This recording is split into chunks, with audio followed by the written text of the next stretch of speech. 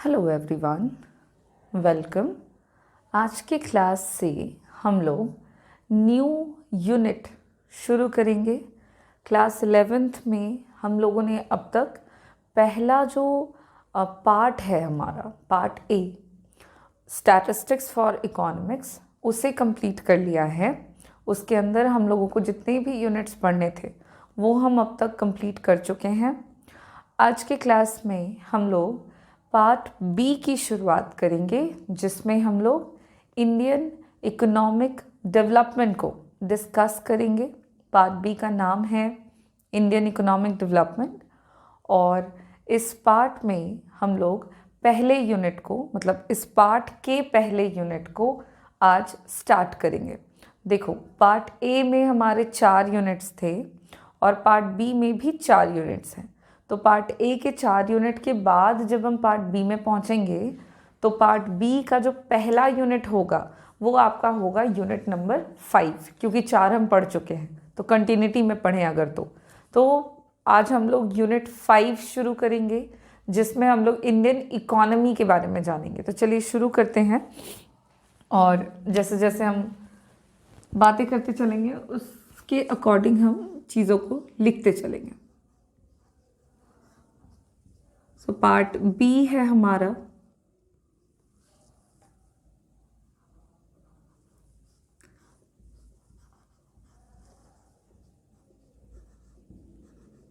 Indian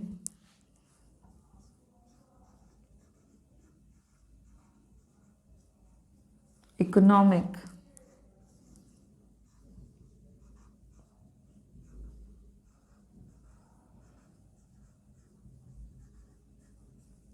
development.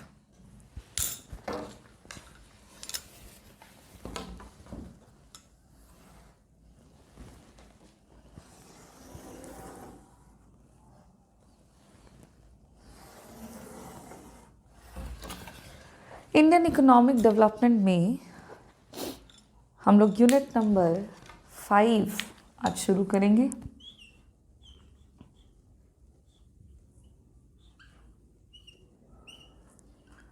Unit 5 का नाम है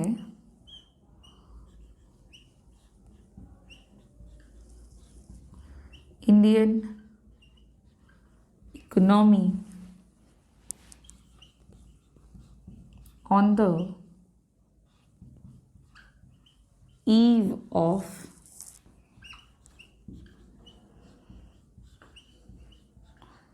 independence from 1947 to 1990। देखिए, हम लोगों को क्या जानना है, तो यूनिट नंबर 5 में हम लोग इंडियन इकोनॉमी के बारे में डिस्कस करेंगे अबाउट द इंडिया। और ये जो डिस्कशन होगा ये कम्प्लीटली हमारा बेस्ड होगा on the independence time period, जो भी आज़ादी के वक्त और उसके आसपास का जो समय है उसमें हमारी इंडियन इकोनॉमी की क्या स्थिति थी, हम उसको डिस्कस करेंगे।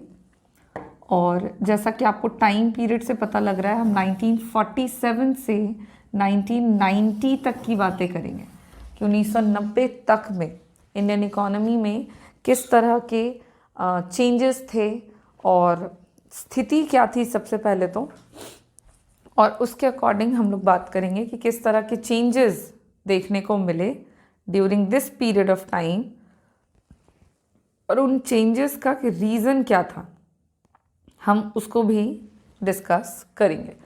तो ये हो गया हमारा यूनिट। अब यूनिट नंबर 5 के अंदर जो कि इंडियन इकोनॉमिक है और द डेवलपमेंट एक्सपीरियंसेस, बेसिकली इसका जो नाम है वो है डेवलपमेंटल एक्सपीरियंसेस 1947 टू 1990। ओके, तो इस यूनिट में हम लोग 2 चैप्टर्स कवर करेंगे। चैप्टर नंबर 1 और पहले चैप्टर में हम लोग इसी बारे में बातें करने वाले हैं कि इंडियन इकोनॉमी की स्थिति जब वो आज़ाद हुई थी, on the eve of independence. और पहले चैप्टर में हम 1947 टू 1990 तक की बात करेंगे, ठीक है। 1947 से 1990 तक के सिचुएशन में इंडिया में किस तरह के हालात थे, कंडीशंस थे, और जो भी कंडीशंस थे वो क्यों थे, वो सारी बातें हम लोगों को समझनी है related to the time period of independence 1947। And after that हम चैप्टर 2 डिस्कस करेंगे पहले चैप्टर को पढ़ने के बाद। और चैप्टर 2 में हम पढ़ेंगे इंडियन इकोनॉमी, और ये हम पढ़ेंगे 1950 से लेकर 1990 तक कि 1950 से लेकर 90 तक में इंडिया में किस तरह के चेंजेस आए, या कह सकते हो कि किस तरह की पॉलिसीज़ का अडॉप्शन किया गया, और उन पॉलिसीज़ से हमारी इकोनॉमी पर किस तरह का इम्पैक्ट पड़ा, पॉजिटिव इम्पैक्ट पड़ा या नेगेटिव इम्पैक्ट पड़ा, या दोनों तरह के असर देखने को मिले। ये सारी बातें हम लोग यूनिट नंबर 2 के अंदर, चैप्टर नंबर 2 के अंदर करेंगे। तो इस तरह से 2 चैप्टर्स में हम अपने यूनिट 5 को कंप्लीट कर लेंगे। यूनिट 5 जिसमें हम मेनली डेवलपमेंट एक्सपीरियंसेस की बात कर रहे हैं इंडियन इकोनॉमी की, कि उसको किस तरह के एक्सपीरियंसेस हुए हैं ड्यूरिंग दिस टाइम पीरियड। और इसी टाइम पीरियड को हम लोगों ने 2 भागों में बांट दिया है। सॉरी, यहाँ पे 90 नहीं है, I am so sorry, it's 1947 to 1950, और फिर 50 से लेकर 90 तक की बात होगी। तो आज के क्लास में हम चैप्टर 1 शुरू करेंगे, जिसमें हम इंडियन इकोनॉमी के बारे में जानेंगे। आज़ादी के वक्त हमारे देश की क्या स्थिति थी, और जो भी स्थिति थी उसके कारण क्या थे, ठीक है। तो जो चैप्टर नंबर 1 है, इसमें हम सबसे पहले तो ये जान लें कि हमने पढ़ना क्या क्या है। चैप्टर नंबर 1 में हम किन किन चीज़ों को डिस्कस करेंगे, सबसे पहले तो ये समझ लेते हैं, यानी कि हमारा लर्निंग ऑब्जेक्टिव्स क्या क्या होने वाला है। आओ पहले ब्रीफ में हम वो जान लें, ताकि 1 बाय 1 करके हम हर एक टॉपिक को कंप्लीट कर सकें ईजिली, और हमें पता चले कि क्या पढ़ लिया है, क्या पढ़ना बाकी है। तो लर्निंग ऑब्जेक्टिव्स में सबसे पहले हम बातें करेंगे, सबसे पहला जो टॉपिक होगा हमारा वो होगा state of Indian economy on the eve of independence. देखो, जो पहला जो पहला टॉपिक होगा उसमें हम बातें करेंगे अबाउट द स्टेट, अवस्था के बारे में जानेंगे इंडियन इकोनॉमी की, जो कि आज़ादी के वक्त में कैसी थी। और इसी को, स्टेट को, मतलब इंडियन इकोनॉमी के सिचुएशन को समझते हुए हम लोग ये देखेंगे कि इकोनॉमी जो है हमारा, इंडियन इकोनॉमी, उसका डेवलपमेंट किस तरह से हुआ। इसी के अंदर एक टॉपिक होगा कि lower level of economic development during British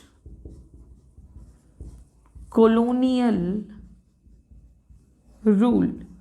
देखिए, जो ब्रिटिश कॉलोनियल रूल, अंग्रेज़ों ने हमारे देश को गुलाम बनाते हुए हमारी इकोनॉमी में जितने भी तरह के रूल्स एंड रेगुलेशंस बनाए थे, लगाए थे, हमें ये जानना है कि उन नियम कानूनों के अंदर हमारी इकोनॉमी का कितना डेवलपमेंट हुआ। कितना डेवलपमेंट हुआ से मेरा मतलब है कि डेवलपमेंट हुआ या नहीं हुआ, कंडीशंस क्या थी हमारी इकोनॉमी की, हमें उन सारी बातों को समझना है under the state of Indian economy. State में हम सिंपली इंडियन इकोनॉमी के सिचुएशंस, उनके कंडीशंस को ही डिस्क्राइब करेंगे। तो उन्हीं सिचुएशंस को डिस्कस करते हुए हमको ये जानना है कि ब्रिटिश कॉलोनियल रूल क्या था, और उस रूल रेगुलेशन के अंदर इकोनॉमिक कंडीशंस जो थी, हमारी इकोनॉमिक डेवलपमेंट की जो स्थिति थी वो कैसी थी, और अगर लोअर थी तो वो क्यों थी। तो ये सारी बातें हम लोग पहले टॉपिक के अंदर करेंगे। उसके बाद हम लोग पहुंचेंगे हमारे next topic of this chapter पे और इकोनॉमी का ओवरऑल डिस्कशन कर लेने के बाद, इकोनॉमी की कंप्लीट स्थिति समझ लेने के बाद हम लोग क्या करेंगे कि वन बाय वन करके हर एक सेक्टर को डील करेंगे, और जिसमें से हम शुरुआत करेंगे सबसे पहले एग्रीकल्चर सेक्टर से, और जानेंगे कि एग्रीकल्चर सेक्टर की क्या स्थिति थी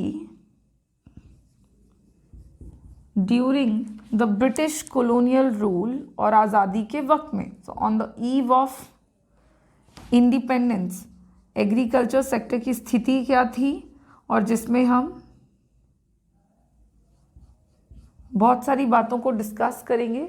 agriculture sector on the eve of independence में हम सबसे पहले तो बात करेंगे कि एग्रीकल्चर सेक्टर के फीचर्स क्या थे। देखो, इसमें सबसे पहले जानेंगे फीचर्स, मतलब वही स्टेट, अवस्था क्या थी एग्रीकल्चर सेक्टर की, और फिर बात करेंगे कि जो भी फीचर्स थे, जो भी स्थिति थी, उसके कारण क्या थे। ये दो बातें हम लोग करेंगे about the agriculture sector on the eve of independence. After that हम पहुंचेंगे हमारे अगले टॉपिक ऑफ दिस चैप्टर पे। एग्रीकल्चर सेक्टर के बाद हम इकोनॉमी के इम्पॉर्टेंट अनदर सेक्टर की तरफ मूव करेंगे, that is industrial sector on the eve of independence. बात करेंगे कि इंडस्ट्रियल सेक्टर की क्या हालत थी आज़ादी के वक्त में, क्या हमारे देश में बड़े उद्योग थे, किस तरह के उद्योग थे, क्या कारण था, ये सारी चीज़ें हम लोग इसके अंदर जानने वाले हैं, जिसमें हम इंडस्ट्रियल सेक्टर के अंदर भी बात करेंगे फीचर्स ऑफ इंडस्ट्रियल सेक्टर, और नेक्स्ट इज कि जो भी कारण हैं होंगे उस तरह की अवस्था के, वो क्या होंगे, हम उन सारी बातों को जानेंगे, जिसमें हम लोग मेनली इंडिया के हैंडीक्राफ्ट इंडस्ट्रीज़ को डील करेंगे कि इंडियन इकोनॉमी में जो हैंडीक्राफ्ट इंडस्ट्रीज़ थी इकोनॉमी की, उनकी क्या स्थिति थी ब्रिटिश कॉलोनियल रूल में, क्या उन इंडस्ट्रीज़ को बहुत ज़्यादा डेवलप किया गया था, या उन इंडस्ट्रीज़ हैंडीक्राफ्ट इंडस्ट्रीज़ मेनली उनके डेवलपमेंट को हैम्पर किया गया ब्रिटिश कॉलोनियल रूल के अंदर, और अगर किया गया तो किस तरह से किया गया, क्या कारण रहा कि हमारा इंडस्ट्रियल सेक्टर उतना डेवलप नहीं हो पाया। ये सारी बातें हम लोग डिस्कस करेंगे under the causes of the DK of handicrafts and slow growth of modern industries in India. ये जान लेने के बाद हम नेक्स्ट टॉपिक पर पहुंचेंगे, और अगला टॉपिक होगा हमारा, अब दो सेक्टर्स तो हो चुके होंगे एग्रीकल्चर एंड इंडस्ट्रियल, तो नेक्स्ट सेक्टर हो जाएगा हमारा foreign trade. Foreign trade sector discuss करेंगे on the eve of independence. विदेशी व्यापार का क्या क्षेत्र रहा, क्या स्थिति रही हमारे देश में, पहले क्या थी, अंग्रेज़ों के रूल रेगुलेशन के बाद क्या स्थिति हो गई, इन बातों को हम लोग जानने वाले हैं जब हम लोग फॉरेन ट्रेड सेक्टर को डिस्कस करेंगे। देन उसके बाद ये तीन सेक्टर्स हम लोग देख लेंगे, फिर इकोनॉमी के अनदर सेक्टर इम्पॉर्टेंट सेक्टर्स में हम लेंगे डेमोग्राफिक कंडीशंस को, जो कि जनसंख्या संबंधित बातों को बतलाएंगे। तो हमारा अगला टॉपिक होगा demographic conditions during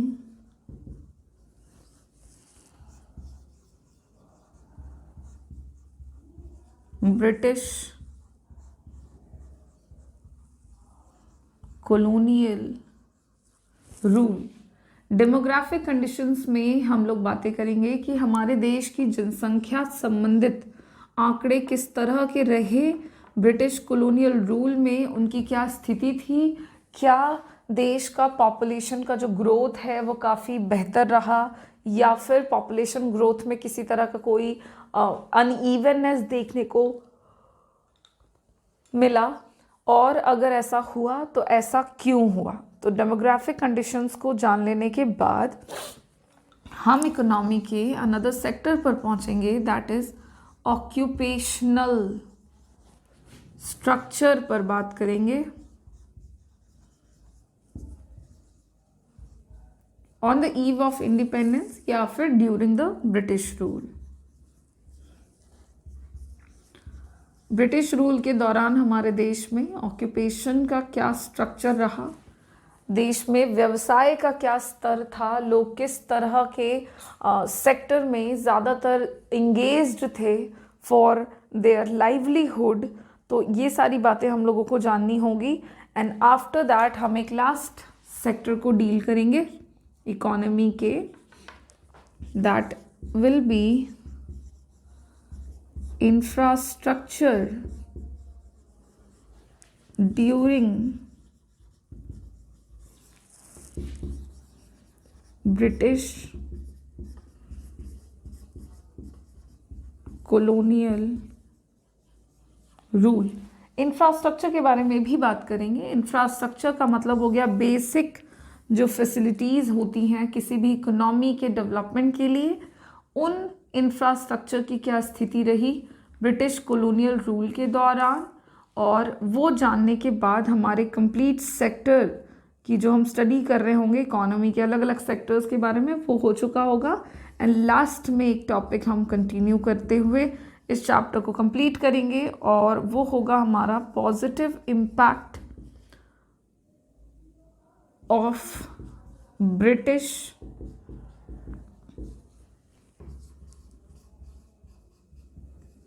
colonial rule on Indian economy. बात करेंगे कि इंडियन इकोनॉमी पर ब्रिटिश कॉलोनियल रूल का क्या कोई पॉजिटिव इम्पैक्ट रहा, और अगर पड़ा पॉजिटिव इम्पैक्ट तो वो क्या क्या थे। मतलब positive impact of British rule in India की बातें होंगी।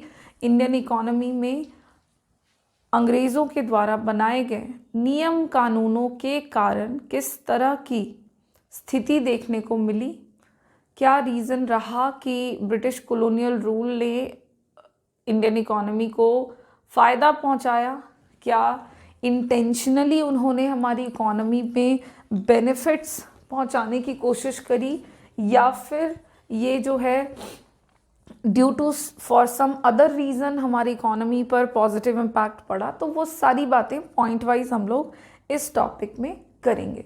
और positive impact of British rule in India पढ़ने के बाद हमारा ये जो पहला चैप्टर होगा, चैप्टर नंबर 1, जिसमें हम इंडियन इकोनॉमी को डील करेंगे on the eve of independence, ये कंप्लीट हो जाएगा। तो इतनी बातें हम लोगों को करनी है इस चैप्टर में। शुरुआत हम पहले टॉपिक से करते हुए 1 बाय 1 करके हर एक टॉपिक को कंटिन्यू करेंगे। तो हम पहला टॉपिक स्टार्ट करेंगे स्टेट ऑफ इंडियन इकोनॉमी के बारे में जानने से, कि हमारी इकोनॉमिक कंडीशंस किस तरह की रही, उसके फीचर्स कैसे रहे ड्यूरिंग ब्रिटिश रूल, और फीचर्स जो भी थे वो क्यों थे। ये सारी बातों से हम लोग इसकी शुरुआत करेंगे। और जो हम लोग टॉपिक डील करना शुरू करेंगे डिटेल में, ये हम अपने नेक्स्ट क्लास से करेंगे। आज के क्लास में बस आप इतना अच्छे से समझ लें कि हम लोग न्यू यूनिट शुरू कर चुके हैं, उसमें हमने कितने चैप्टर्स पढ़ने हैं और चैप्टर के अंदर हम लोगों को क्या क्या टॉपिक पढ़ना होगा। और फिर हम लोग नेक्स्ट क्लास से इन सारे टॉपिक को 1 बाय 1 करके डील करेंगे और कंप्लीट कर लेंगे। Thank you.